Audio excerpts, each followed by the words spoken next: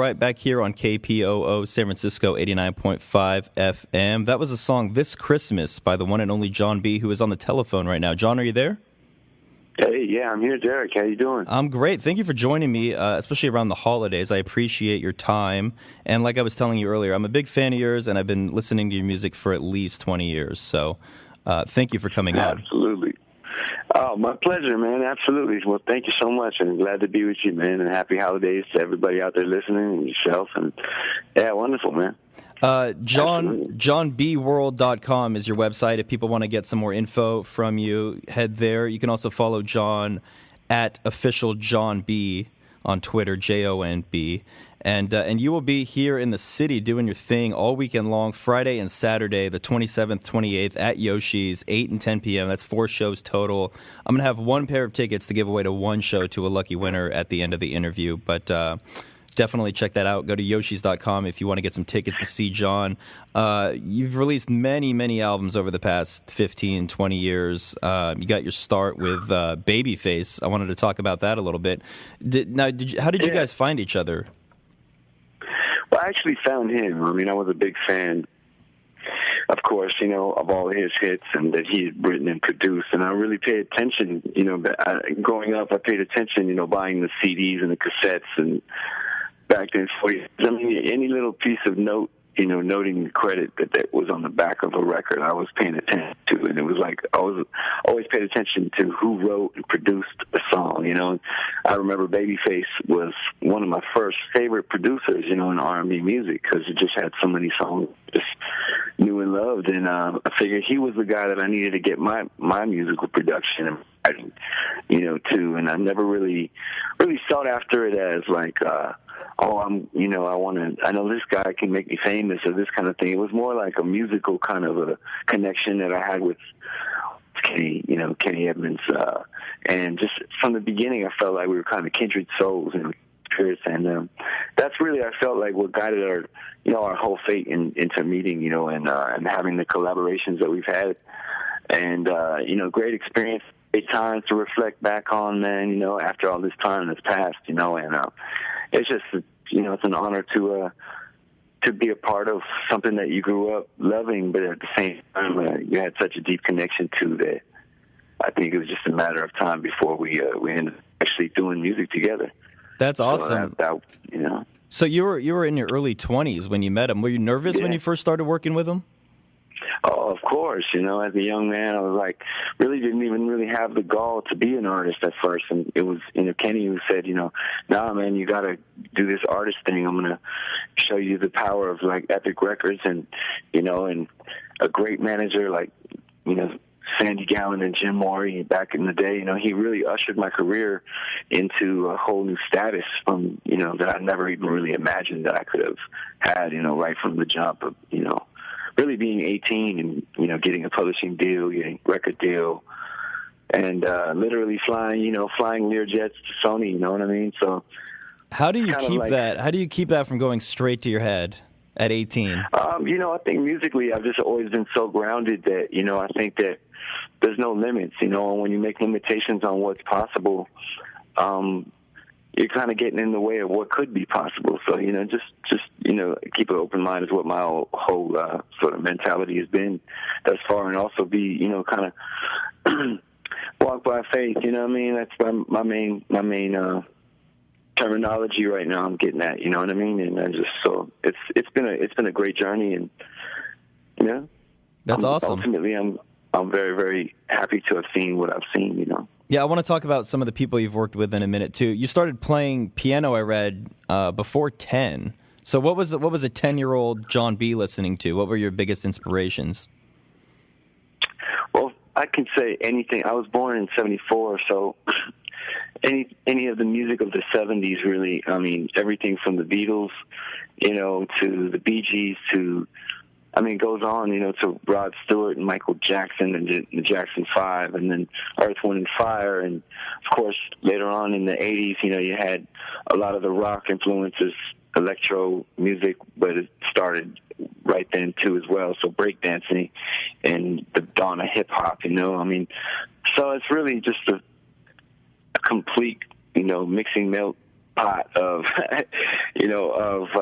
of just music and just great times to celebrate, that I was a part of, it's just, I think just musically I'm just a big filter, and so any of the music that's come out from the time I've been born to even modern day music now is so influential and so great, so. That's a great way to put it, a filter. Yeah.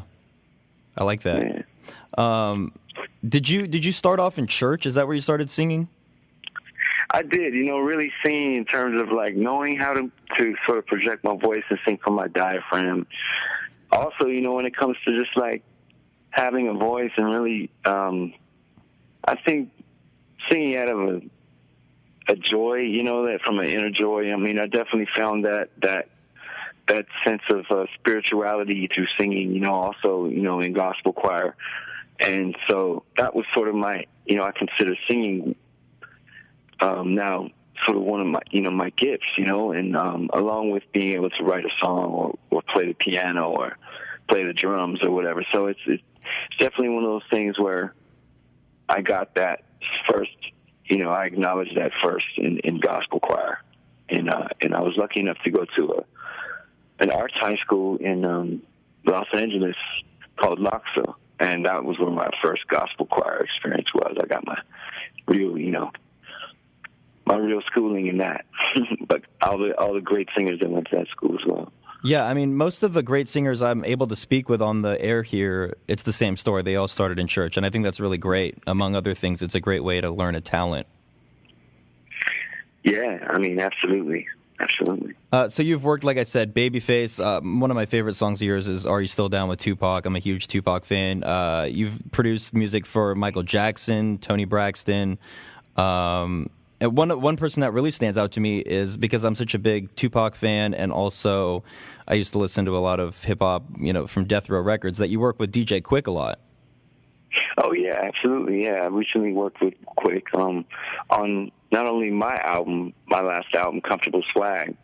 In 2012, actually, I released my first independent project on Bobslec Records, my own label now. And, it was really exciting to have him along for the ride because I didn't have a whole lot of, first of all, I didn't have a whole lot of financial overhead to be able to provide a great list of features for my album because, that's the business behind, the business of music that a lot of people don't acknowledge, you know what I mean? And right. When you're doing this independently, I was very fortunate to have Quick just jump on board just out of the love. But I really returned the favor, actually, by being on his last album, which is called The Book of David, which is really a dope hip-hop record, and, I was lucky enough to be on a couple of joints on there. So, yeah, along with a lot of other great artists he had on his last album. But yeah, Comfortable Swag is definitely, he's the only feature on this record, and it was just great. The song's called Fill Your Cup that he actually got down with me on.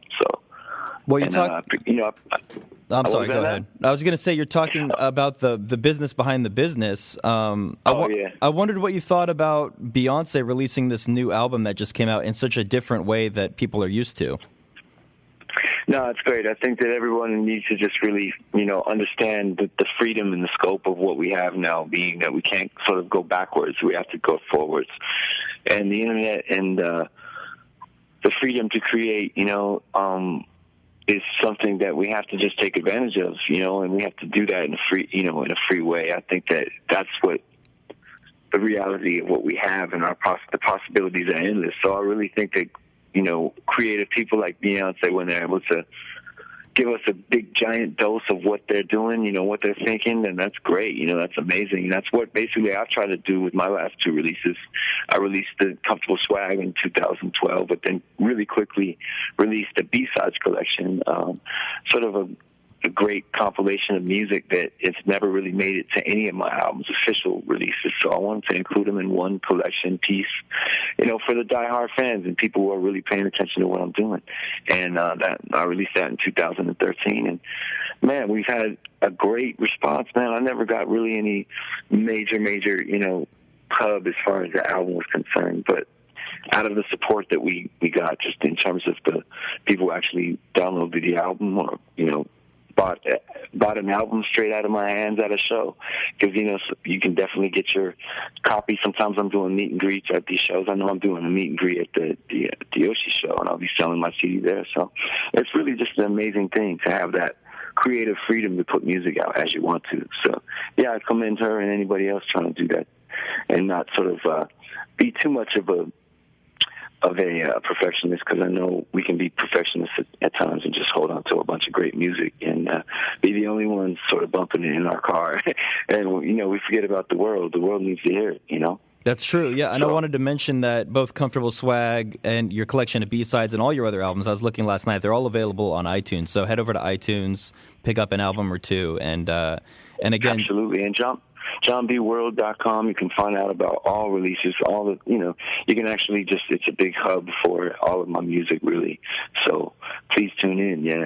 That's perfect. And just a couple more questions. I had to bring this up because my favorite song of yours is "Are You Still Down?" because I'm such a huge fan of yours, but also Tupac, and thank you. I loved all that music coming out in the mid '90s. How did you two get together?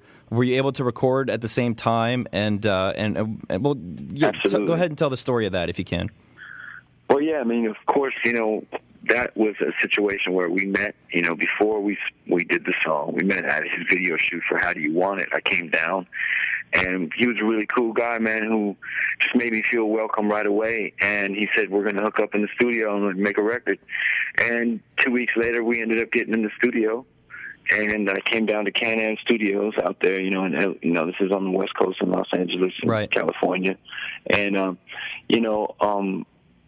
it was a beautiful experience, man. We got together. He played the track for Are You Still Down? Right away, I just started going in on some kind of Marvin Gaye-ish kind of riffs, and just coming up with melody ideas. And then that's when he came with the whole idea of, the hook, Girl, It's All Right, And we started really just kind of, without even really having to talk too much about our past, we were just kind of, with the vibe, we were kind of, I think we were both reflecting on kind of like an ex-lover situation, you know what I mean? Like reaching back into your past and asking that special someone, are you still down with me, And really now, we had no idea that, very soon after he was going to make his, transition and not be here in the physical anymore, man. We were, very, of course, the whole world, but it was kind of surreal for me to lose him that quickly, shortly after we did that song. And, which, the song takes new meaning, and it has for so many years been sort of like a call to arms for all the real lovers out there, you know what I mean, as far as Are You Still Down? If you ever look back and ask yourself even that, are you still down? I think it's a great question. It means even more than my man passed. He's not here to rep for me, but I always rep for him. And, it's a beautiful song to be a part of and a great classic moment in time, It is, and one of the most interesting things that I remember is that it was one of the first tracks to come out with Tupac on it right after he passed away. So it was kind of a memorial kind of sound to it. Yeah, it just so happens that the timing of that is what it is. Mm-hmm. It's always been a sort of a sweet and sour situation for me. As far as just being able to enjoy the fact that I was a part of that experience with him. But it's also very sad for me because we never did, got the chance to actually do a video or perform together on stage. All the things that I see so many other people getting to live that reality. And that song was so strong just on its own to be able to last all these years and have people still like yourself, still remember, and all the fans out there who still remember that. Absolutely. That record. Are You Still Down? You know what I mean? It means Absolutely. a lot to me. So. I want to get your opinion. What's an artist or an album or something that's come out recently that you feel like is getting overlooked? Like who should we be focusing on in music right now that we're not? Jon B. Well, absolutely. I meant, I would definitely say I don't exactly get my props. I feel like I should, you know what I mean?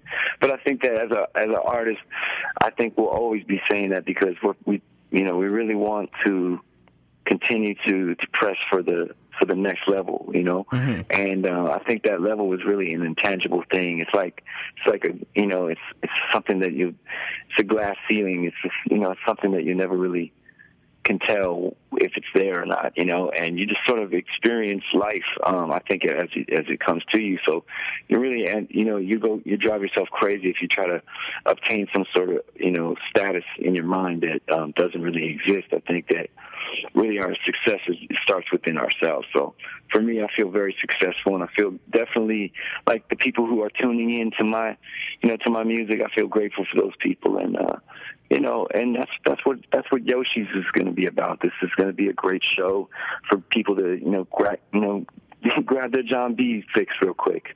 You know what I mean? And but yeah, I mean, I hear your question about who do I feel doesn't get their props, or what you can go ahead and repeat the question at this point, because I went off on a tangent. It's all right. No, I just wondered if there was like an artist that you feel that people are overlooking now. That's because the way the media works is they focus on 5 people at a time. So there's a lot of people that don't get their credit. Well, I mean, I definitely feel like there's a lot of artists out right now that don't get their credit. As far as the mainstream radio is concerned, being able to play, all of the music that they do play, people have to know that they're paid to do so. So yeah, I mean, it's like that's the reality of it. So, if you don't exactly have the money to play, the game of music, as far as radio is concerned, then it's you're not going to be a factor in that, in as far as the airwaves of the radio concerned. Digital radio is different. Of course, the internet is still there with YouTube, but artists really don't have a lot of resources like that are exactly without a lot of red tape, or rather money, to be able to get their music out. It's not as easy as it looks. I'll put it that way. So, I hear you. I hear that from artists every now and then, and I understand what you're saying. Well, Jon, sorry. Go ahead. But no complaints on my behalf, though. Yeah, I'm grateful for the love I get. As one of your fans, I appreciate you being able to put out music every year. So I appreciate that. Yeah, well, that's been the beauty of having my own label. That's one thing that I definitely feel like. Now it's about the quality of the work that I put out, though. It's really, that's the main threshold for me to reach every time. Is like, make sure that it's quality, as opposed to quantity. I mean, this was a bountiful last 2 years of creative, juices flowing. I hear you. Yeah. Everything.